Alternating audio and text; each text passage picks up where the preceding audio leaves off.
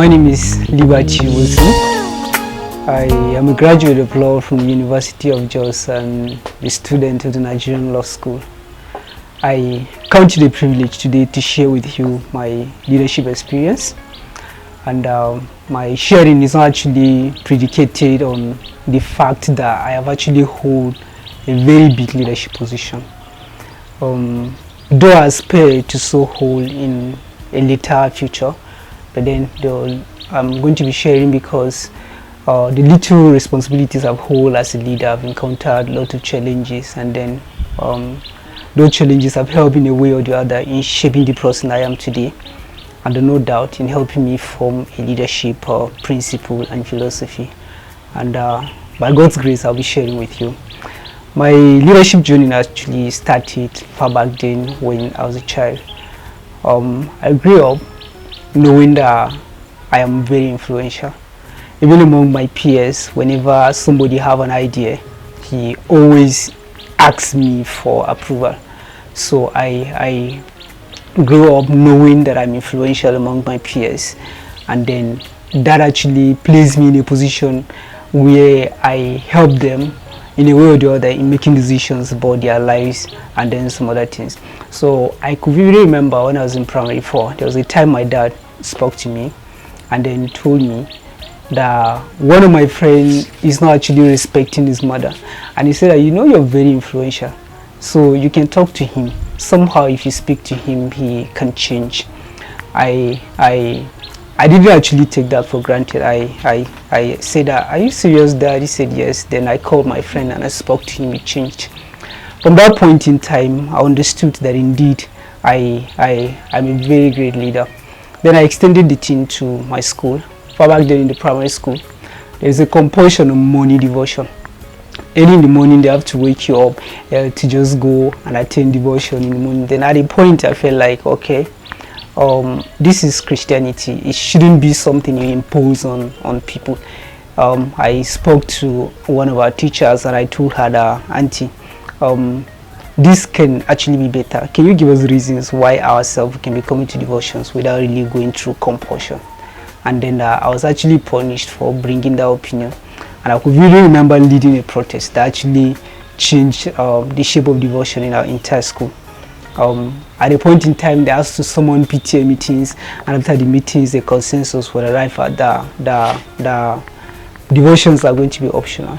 At those point in time, I started exhibiting leadership qualities, and then the same primary school also, at primary 5, I became a prefect, an assistant house captain, and then that was the first responsibility I had as a little child then in primary school.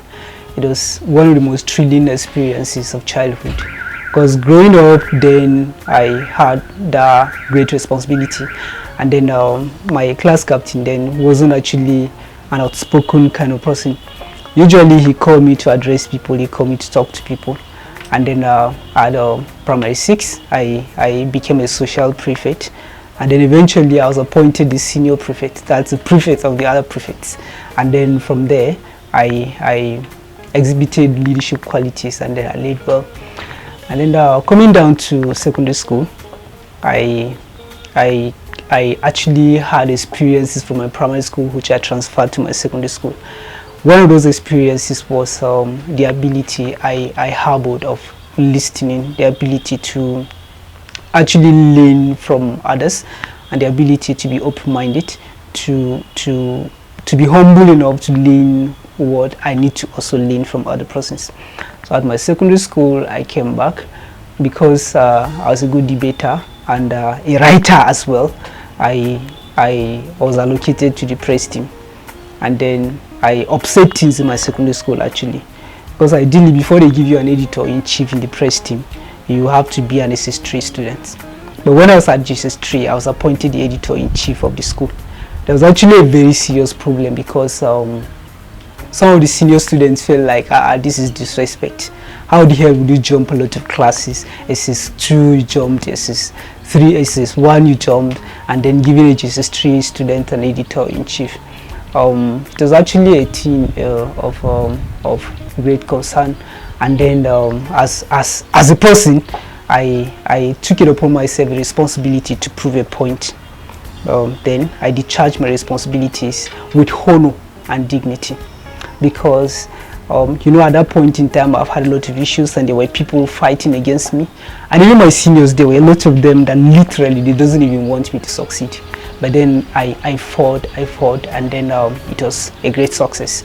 Going back then in the secondary school, eventually I became a secretary of student arm of NACA, because National Agency for Control of AIDS do mobilizations among students. Then I was appointed the secretary in my SS2 of NACA, and then at SS3 I was also a prefect. It was when I graduated, and my leadership journey in the secondary school was also full of a lot of experiences. I found myself in decision-making positions, and then seriously I've made some decisions that have made me, and some decisions that have also dented my leadership process, and some that discouraged me, which I will share later on. At the university, I have served in some positions. The first responsibility I had in the university was serving as a press secretary to Seaman Luka. I was in 100 level then when he appointed me as his press secretary. I had to be writing speeches for him and making press release for him. And at 200 level, I was appointed by President Pantu into the judicial arm of the student union government. I served in the HJC, and then we mediated in conflict between the lecturers and students. And at 300 level, I contested and won the post of the Secretary General of the Student Union Government of the University of Jos, the last position I held in the university. I've also held a lot of positions outside, which time might not really allow to talk about them. But then I would like to share one or two of my leadership weaknesses.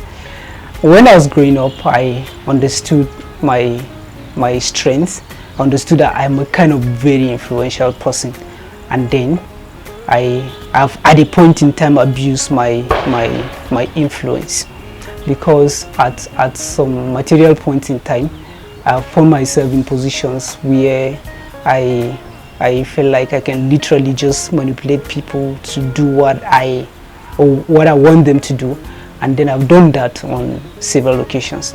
And sometimes some of the manipulations I do to people are not really the things that will achieve a team objectives. Sometimes they are just to fulfill my personal ambitions, and sometimes they are just to prove points to other persons. Like I mentioned about being an editor-in-chief of my press team. I can remember that time I manipulated people. I literally, I had money, and then I can literally just pay people off. Then I was paying people for loyalty. And then aside manipulating people using finances, I can deeply just manipulate people using psychology, some psychological tools and instruments and others as well. And then at those material point in time, seriously, to say I've actually did this out of patriotism is a big lie. These are the things I did as a person. And sometimes I'll be like, okay, I can literally just make the entire school revolt against anybody, because I seem to have the control of not just the students, even supported some lecturers because of the help I offered. In the university, it wasn't just all rosy. There were a lot of weaknesses also in my leadership in the university, which I want to share. When I was appointed the press secretary of the president of the Law Student Society, Mr. Seaman Luka, when somebody appointed you in that kind of position, the only thing you do is protecting that person's interest. And then usually I've come in point of conflict between what I personally want and what the president wants.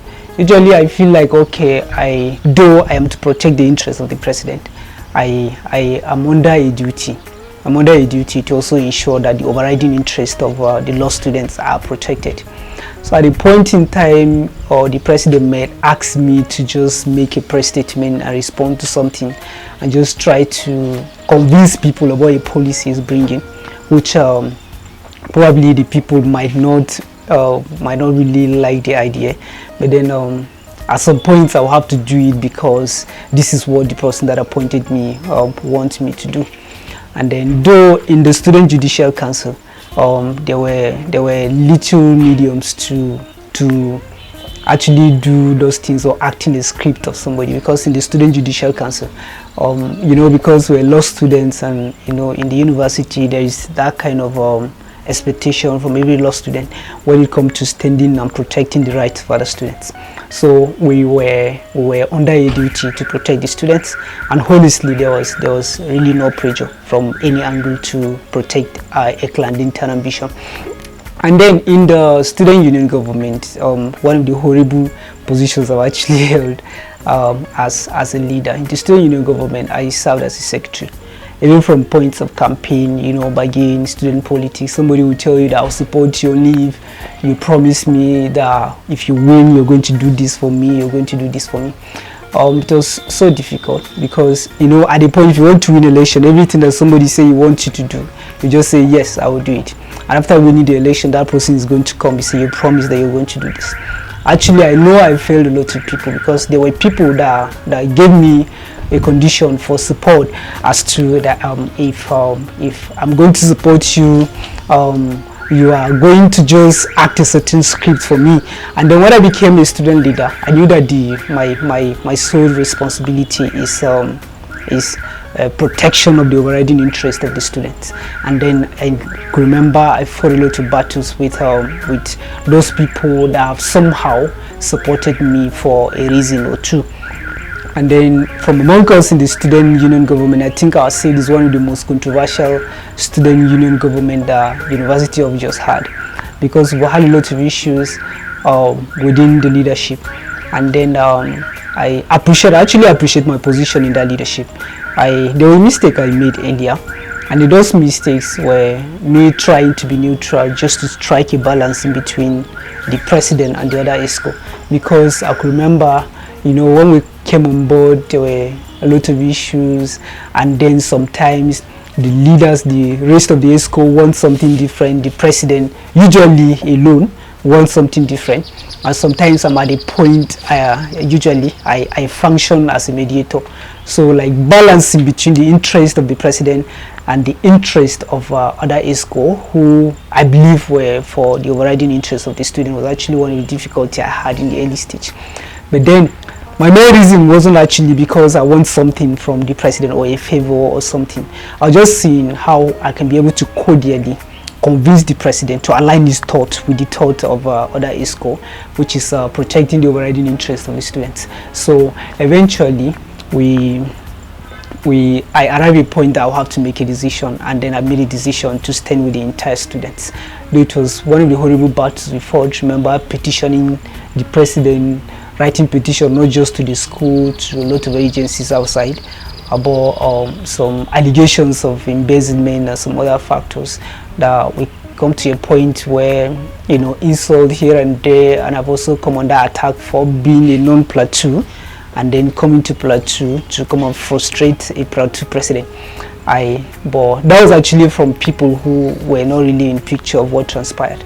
But I believe I've had a degree of support from plateau indigenes, whom are actually actuated by the spirit of patriotism to pursue that cause with vigor and strength, which eventually we left office, and then the case was not decided. So among others, these are the difficulties or the challenges I think I encountered as a leader. And in addition to this, I would really love to say something about leadership entirely, because after the challenges, I have also learned something as a leader. And then those things have actually helped me create a better leadership principle. Me as a person, to me, I think I've arrived at a point in my life where I doesn't consider leadership as an act. Leadership is beyond an act. Leadership is beyond a theory. Leadership is beyond just a principle in a book or told by my tomorrow. Leadership is a value system. Leadership itself should be a culture. I've mentioned a few things I've done in those days, and then even now in the current leadership positions I serve, I've come to realize something. The leadership shouldn't be separated from an individual personal life, and I believe with all sense of vehemence and with all sense of responsibility that for us to be able to have qualitative leadership in our country and in our states and in our communities, we need to inculcate the values of leadership, not just in the context of an act, or not just in the context of a something of a town. Because sometimes if you're serving a leadership position, you just be like, okay, this is just for 1 or 2 moments, let me just do my part and go. And sometimes in a contemporary Africa will literally just tell you, let me chop my money, make I chop my money and go. I think it's more, it should be a thing of value and principle. As an individual, there is something I'm doing for myself and I would like to share. And those things I'm actually doing is to see how I can be able to internalize leadership principles, how I can be able to be a practical example of all I've ever wanted in a leader. I want to be an example by humanity. I want to be an example by hard work. I want to be an example by playing party. I want to be an example by tolerance. I want to be an example by sincerity and honesty in the discharge of all my responsibilities. And these things, I don't just exhibit them in the big office. Probably when I'm sitting down in a big office where I have people that exhibit them, I lower them back home to my own personal life at home. I look at the way I treat people who are closer to me. I look at, am I really sincere in little things? Like for example, imagine yourself eating with somebody and there are 2 meats in that plate. So you 2 and there are 3 meats in that place. I think it's actually selfless to just eat 1. And even if you are the person that has cooked that food, I think it's selfless to just eat 1 and leave 2 for the other person. That is the kind of leadership attribute I'm developing. I always feel like how I can be able to be a practical example of everything I want in a leader. Not just talking about Nigeria, my country, how bad things are going, but I want to actually play a role from inside my room, not really in the context of posting on the social media, but in the context of organizing a huge program and inviting big people to come and talk about leadership. It is in the context of the minor and minute things I do as a person. What do you do if you enter KK? Probably if you enter KK from University of Jos to Terminus, what do you do? Probably you see somebody, literally, you will enter and you'll be fighting with a KK man that wants 17 naira and you want to give him 15 naira. That thing are the attributes you actually need to develop. Attributes of sincerity and honesty. That no matter what happens, if you're with your roommate in your room and you say that, okay, let's contribute money, and they give you 500 to go to the market and buy something to cook. So when you come back with 30 naira change, do you account for that change? It has to be with the little things we do as people, those little things. By the time we don't actually work on those little things, they escalate, they grow over time, and they're going to develop. You're going to get to a point in your life where the change is no longer going to be 30 naira, it's going to be 30 millions. And then at this point in time, you have never in your life thought of bringing back the 30 naira. About things like this in SUG, I think when I received my takeoff grant as a person, one of the fundamental things I did was ensuring that I judiciously use that money.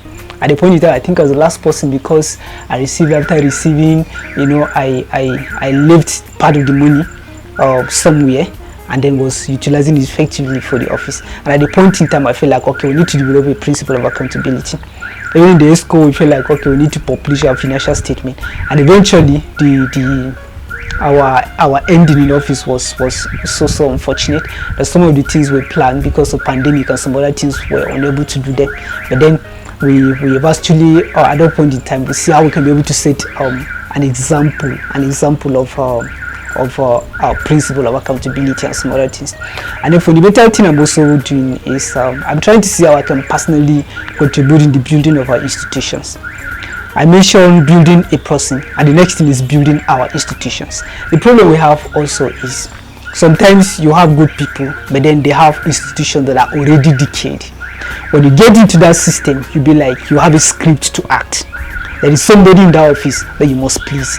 And furthermore, if you're not going to please that person, you're going to have a very serious problem in that office. And the question is, can you stake leadership? Can you stake integrity? Can you surrender honesty and the need for something qualitative on the altar of either mundane politics or money or pleasing a fellow? Is a question which you need to ask us. We need to start working, see how we can be able to build our institutions. Let's see if we can have principle of accountability. Look, for example, I've known SUG. I think during my time I engaged the House of Parliament a speaker. You see how we can able to have a principle of accountability enshrined in the SUG constitution. If you look at our constitution, there is no amount of money that a union leader is supposed to receive. And they receive money. We don't talk about them because somehow we feel like we benefit from the same system. There is no principle of accountability. The school doesn't ask questions. You just go into your SUG, when you're done with your SUG, and they give you what they even call that thing, a budgetary allocation. They give you a budgetary allocation, you decide what you do with the money, you go and spend it on your girls, and nobody asks you a question. Because our institutions themselves are fake. When they're giving you that money, you have a lot of people, not only students, you have a lot of people that are outside school, those people that feel they are kingmakers, that are going to come after your hand. You don't collect your own, send out share. We even have some people in the system that also benefit from the deformity of the system. And for us to be able to have an environment where people is going to function, we have to be intentional about building our institution. Let's see, wherever our places of assignment are, let's ensure that there is actually a principle that enhances checks and balances. Let's ensure that in our letters of laws or in our regulation, let's ensure that there is actually a principle that compel people to account for everything they receive. And number 13, I think I'm also doing as a person, is to ensure that I grow along with people. Listen, let me say this. We actually take our friends for granted, people around us. And honestly, influence has a role it plays in our lives as leaders. Sometimes we'll be like, okay, I don't care, I'm growing alone, and then nobody cares, and that's okay. The truth is, the kind of people you have around you today, trust me, have an impact on your person, if not now, but tomorrow. You can be reading books about leadership, you can be attending leadership retreats, you can be going from one conference to another, trying to build yourself as a leader. But then the fundamental question is, how about the person next to you? Do you care if that person is really building himself? Do you introduce that person to a lot of principles that you have acquired as a leader? Do you also ensure that that person is actually developing those leadership principles that you as a person is developing? This is a question also that we genuinely need to ask ourselves, which personally I'm working on. I am trying to see how I can be able to, or some time now, not really trying to see. Over time, I've done that. I think I've done that in my 400 level. I've done that in my 500 level. We've had pally sessions of bringing friends together. And we discuss issues of national importance and then share our leadership weaknesses and see how we can build each other. I have also made it a duty upon me to ensure that I sometimes invite my friends for conferences or webinars or just anything where they can be able to develop that leadership principle and quality. It doesn't just stop in your friends, extend to your homes, extend to your siblings, extend to your aunties and your uncles. Let's see that the little things they do, let's see if we can be able to create impact from below. By the time we're able to impact in the people, then we grow together as a team. And honestly, the big thing is, if you decide to grow alone, you're going to get to a point in your life or a point in this journey where you realize that indeed you've been growing alone. And when you get to that point, you realize that there is actually a particular thing that you want somebody to do to you or to do for you, and you realize that you have never really trained somebody to do that thing as effective as you. You're going to carry that position and give somebody else, and that person is coming to mess things up for you. That's why it's necessary to grow together. It's necessary to actually bring the consciousness of leadership decay in our country to our closets, to our friends, to our families, and see how we can be able to fashion a culture. Because we can actually really stand together and then develop ourselves as a people, and then be effective in all our leadership capacity. This extent, and it applies to churches, it applies to your business, it applies to your organization, it applies to everywhere. And then talking about principle of accountability and some other things that you discover there are a lot of people who are establishing NGOs and some other stuff, but sometimes these NGOs receive big money. They are in Adamawa State, my home state. You see them there receiving grants for people in IDP camps. You just see on the media that so amount of money is released to this particular NGO, but you don't see utilizations. And honestly, this is where the problem starts from. We mustn't be blaming the government all the time, but then by the time we have an effective system that enhances accountability, effective system that will make honesty a thing of principle, not something you do out of convenience. Because sometimes you can sit down and talk about honesty, accountability, and patriotism when the lights are on, but when those lights are off, we forget about those principles. But then I think it's something we need to internalize. And as an individual, I'm working on internalizing those values. I've recounted my weaknesses as a leader, and then honestly, like I can literally say my leadership voyage has been something of has been a question of learning, and then all my life I'll keep learning, and then we can just imbibe the same thing. Understand that you are not an island. Understand that no matter the kind of person you are, you need somebody. You need a dose of wisdom from someone all the time. Understand the place of teamwork in your organization. Even if you're Oga, you have a leadership principle to learn from your cleaner. Now, no matter who you are, just that principle is just so important. And we can imbibe same and grow together. Thank you for this opportunity.